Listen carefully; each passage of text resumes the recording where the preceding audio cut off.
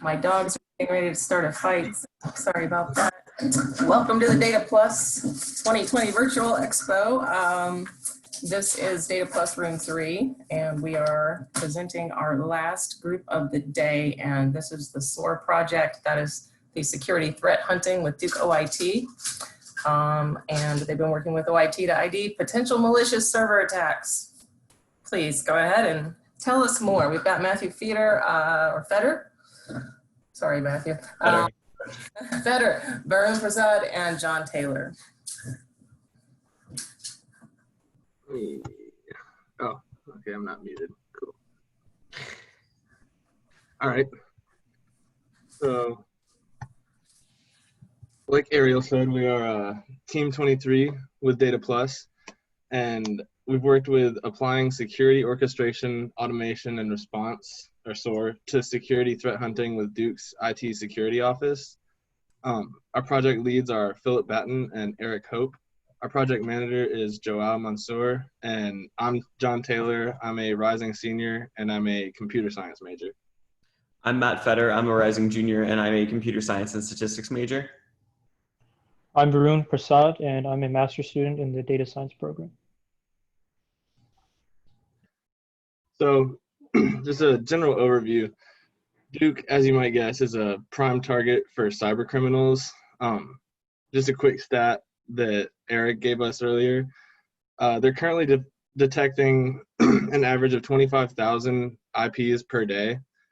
And in the last 24 hours, they've blocked over 150 million connections from those IPs.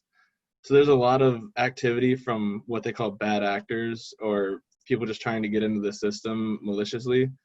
And there's a lot of things that Duke has that a cyber criminal might want. So with this in mind, it's important to take a proactive approach to security threat hunting with things like the MITRE framework and the OWASP framework, which just outline different attacks that cyber criminals might take.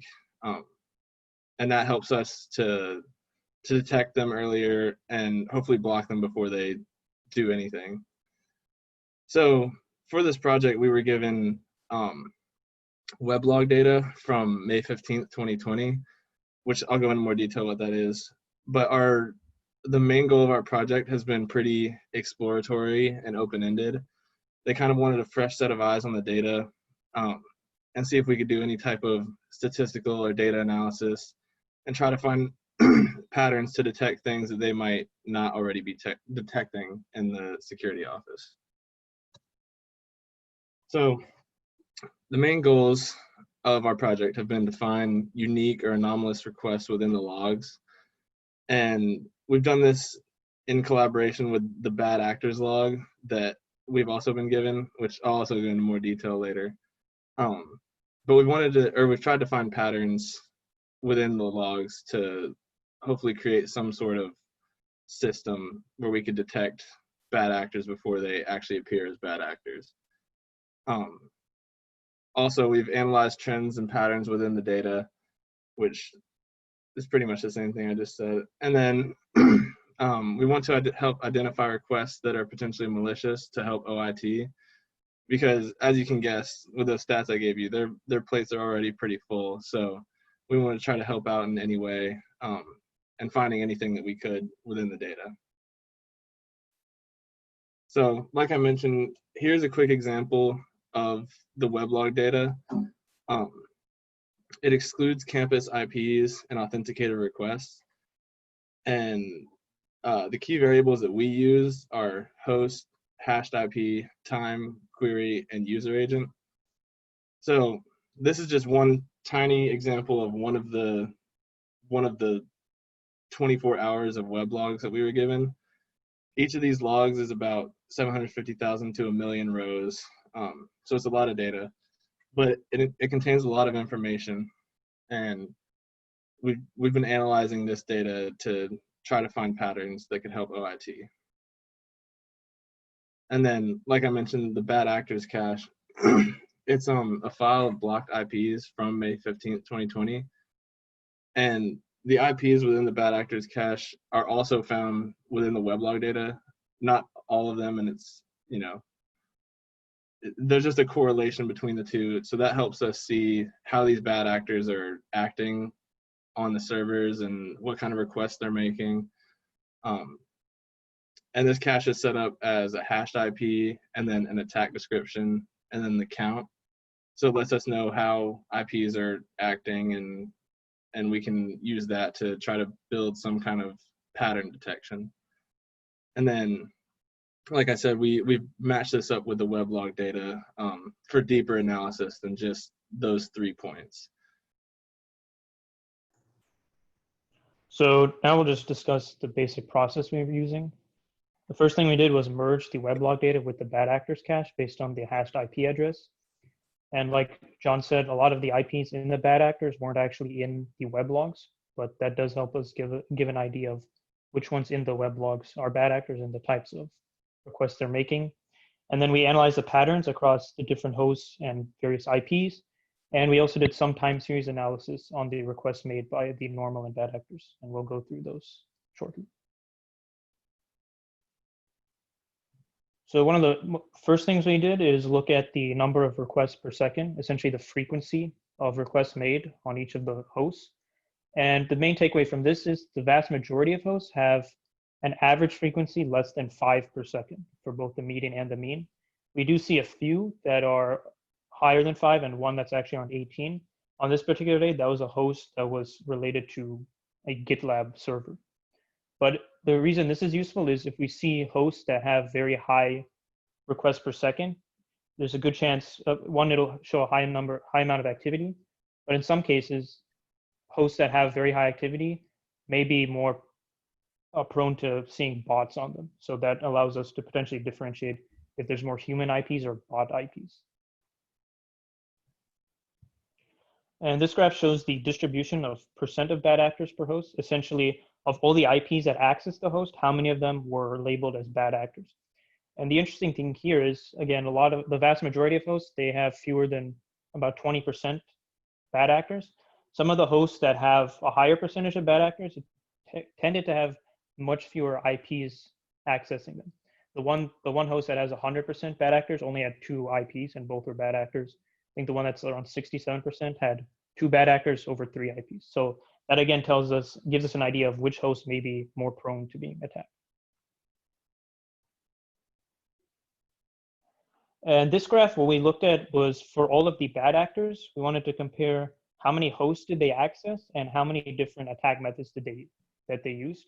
And these attack methods are also listed in the bad actors cache.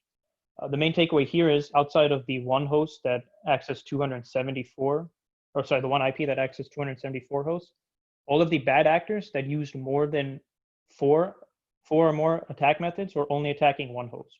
So this tells us that some IPs are more intent on cracking different hosts, or they're very specific in which host they want to attack.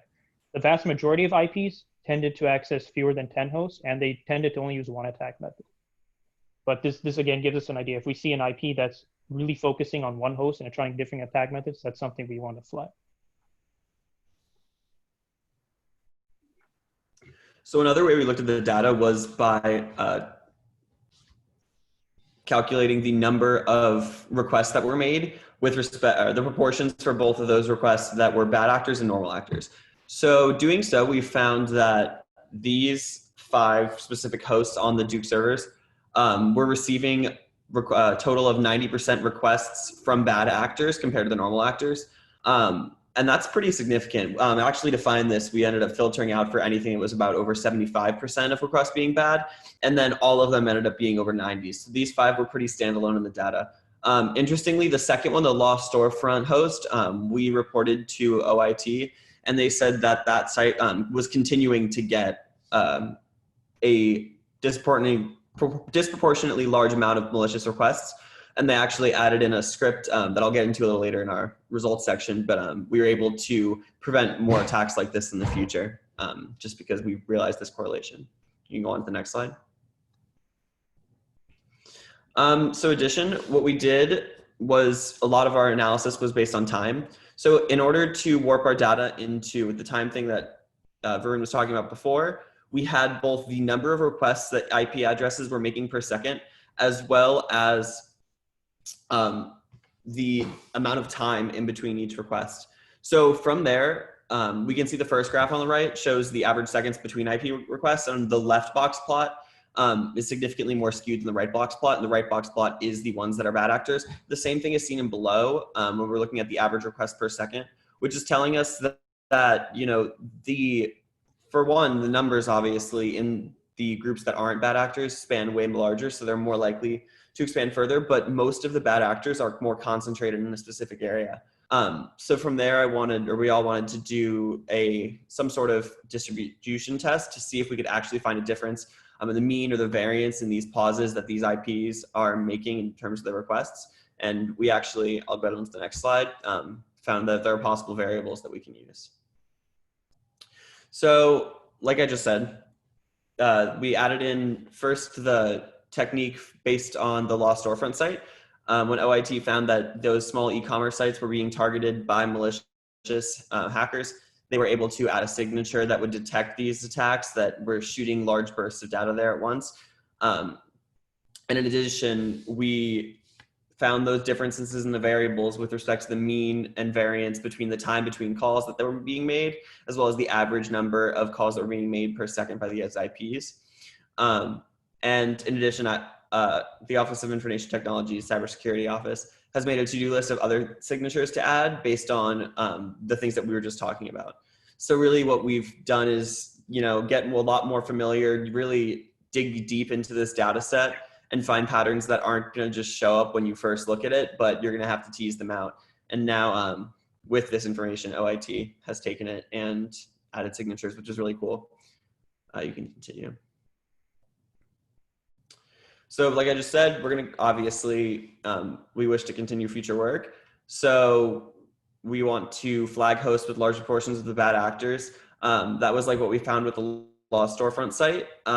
When you realize that, then you can go into further analysis and decide what to write and how to block these things. Additionally, we want to further use the time series analysis or go break up the time series into hosts beyond just one kind of analysis at a time, in order to possibly extract what are bots and crawlers going through sites and what are humans making authentic requests. And also the variables that I was talking about at the end with the average number of time between requests from an IP address and the number of average requests per second. We would like to, because we found differences based on the bad actors and good actors groups, potentially create a model using these variables in addition to others. And this model, you know, would output some sort of risk score system where you have IP addresses that, you know, are more risky than less, and then you can filter out how you're going to go about defending yourself that way and prioritizing things that are more risky. Ideally, there would be some sort of real-time machine learning model that would take these things, you know, create a true-false section, take into the account, you know, the things that it is blocking that are valid, and so on and so forth. And we would just like to thank Eric Hope and Philip Batten. They were our project leads in the Office of Information Technology. They've been a huge help this whole time, answering all of our questions, giving us our background readings on cybersecurity. So thanks you guys. Joao, our project manager, also thank you. Obviously Data Plus, OIT, and Joao put us in contact with a few people over at Cisco that were able to help us and give us more ideas for analysis. So just thanks to everyone. It's been a huge help. Let's open it up to some questions. Feel free to use the chat box or just unmute yourself and ask. Yeah, I actually do have a question. Talking about filtering out certain IPs from getting into the host, why not just block any Duke or any non-Duke IP? Like if they're not connected to a VPN or on campus, why not just filter out anything outside of Duke's network, I guess I want to say? Well, there'd be a lot of people who need to access from not being at Duke.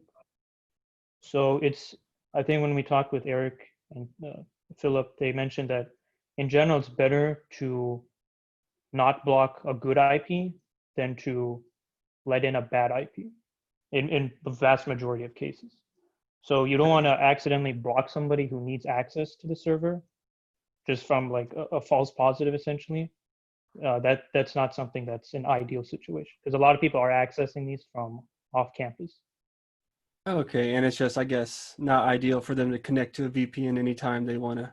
Yeah, that Access. also. Yeah. I think Okay, the VPN for more secure things, obviously you'd want to use that. right. But I mean, Okay, some of these sites or like some of the hosts were sites.duke.edu. There's not really so much happening there that would right. require VPN usage. Ah, And if okay. people are just getting blocked regularly from that, it could be more of an issue. Yeah, okay. Thank you. I want to know from great job, you guys. Thank you for mentioning me. You guys did all the work. It was a pleasure being your PM. But I want to know from Philip and Eric's perspective, because that accomplishments slide and the future work was very impressive to see how you guys came from like exploratory work to actually getting stuff done and stuff looking forward to the future. That's really cool. And I want to know from Philip and Eric's perspective, like how has from what you guys said in the beginning, how has the team sort of accomplished what you guys set out to do? And was there this new fresh set of eyes on your work? Was that helpful? I don't know if you guys have any sort of opinions for that. So I'll chime in first. I think that coming into this project, my biggest worry was when we first met the guys, there was this this sense of, we're giving you this large chunk of data, but we can't really tell you what we want out of it. And so it kind of felt like this very steep uphill battle right off the get-go. It was really just kind of, here's some information to try and help teach you guys who have never been in the cybersecurity landscape a little bit about cybersecurity and why we would be concerned. But now we want your strengths as data analysts to come in and just look at data, normalize it, look for anomalies, do whatever your magic is, but come at it without the sense of a security mindset to say, this is bad, this is bad, this is why we do this. I think it's been immensely successful. It's been a short 10 weeks, but we've had pandemic, we've had all kinds of unique instances of things that didn't necessarily make this the easiest project to tackle. I'll follow up with sort of my question to the group. We presented you guys with one data set of weblogs, while that data set is pretty large in volume, but it was for one day, May 15th. Based on the little bit of experience that you guys had, is there any particular data set that you think would have been interesting, or if you were to start this project with another 10 weeks, anything that you would say, hey, I'd really like to look at this and see what we could do with this this data?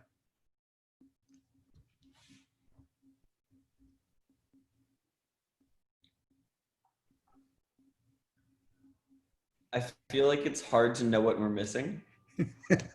Like, if you throw some more data at us, or someone in our position, I think obviously we're going to take it and go wherever our creative little minds go with that. But it's hard to know really like what we would want until it was thrown in front of us. I remember we talked earlier at some point in the project of possibly looking at some other data sets, but we wanted to just really go deep into this one and continue what we were looking at. So I think it's hard to say, do I want something else? Sure. I'd do it again. I have I sort think of like there's- sorry, somebody else wants to go ahead. I think some of the data sets, obviously there's a lot of confidentiality that matters. So I think when we first met, we kind of were interested in looking at compromised accounts or even phishing as an example. But like Matt said, I think if any data was given, we'd try and explore as much as possible. We definitely hit some roadblocks early on where we thought maybe we should try something else. But I think we really wanted to push through and actually get something valuable from this. But So you guys just had a snapshot from one day, is that correct? Mm-hmm. Yeah. So in that one day, did you notice, like you said there were certain areas at Duke where, the attack would be targeted, but were an attack to actually succeed, did you have any sense of like where it would go and what kind of things it would be, you know, trying to extract next if it were to get past Duke's security?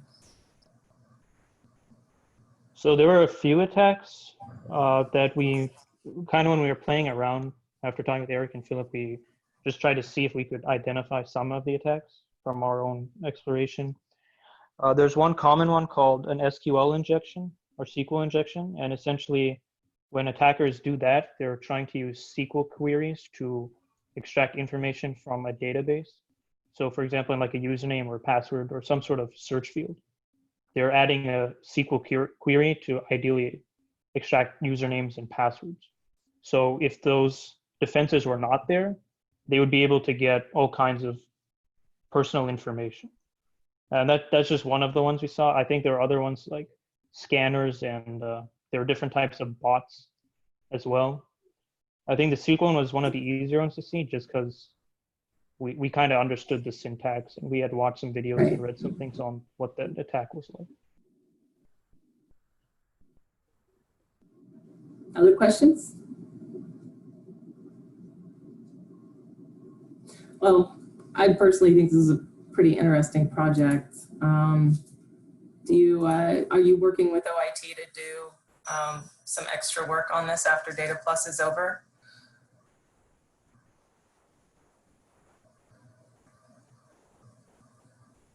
I think we'd probably be open to that. I think definitely having some sort of ML would be ideal.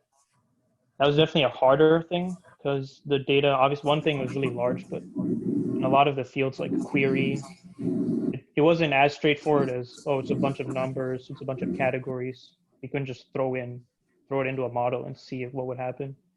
Because a lot of, just because on the volume of data and how unique a lot of queries are, potentially if we split that up with text analysis and whatnot, we'd be having thousands to millions of features. But I think going that route is something that would be definitely useful, even if we have to start small by breaking up by host or breaking up by hour. So we just do one host for 1 hour, see what we can get. And we'd also have to do some sort of unsupervised learning, because even though we had a label for bad actor, we don't necessarily have whether or not each request is bad. A bad actor might be making a perfectly normal request. So we'd also have to consider that as well. Great. Thanks, everybody. I really appreciate all the work you did. Nice job, guys. Yeah, thank you. Great work, guys. Yeah, really appreciate it. And I hope you have a great little tiny sliver of summer before you get back to your studies this fall. We'll record this or post the recording. So I'm going to stop that right now, actually. But yes, we will post